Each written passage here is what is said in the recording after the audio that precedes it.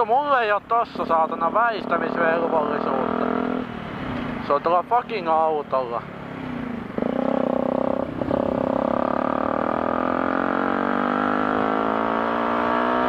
Missä pitää ajaa, kun siinä on vittu tietyö?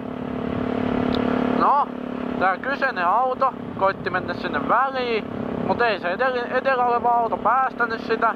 En päästänyt kyllä minäkään, koska mulla ei ole vittu mikään valtuutus väistää sitä.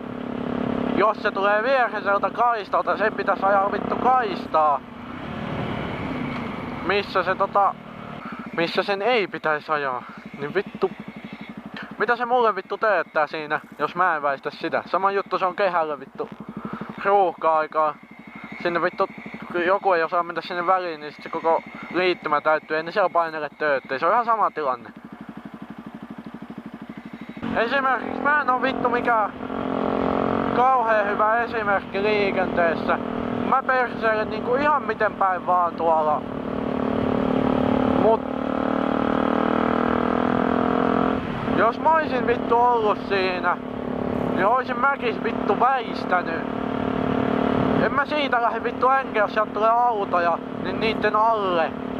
Tässä se on se tilanne, että mä oon se, kuka jää sinne alle, jos se ois siitä tullut. Niin vittu se mulle näyttää mitään keskareisiin.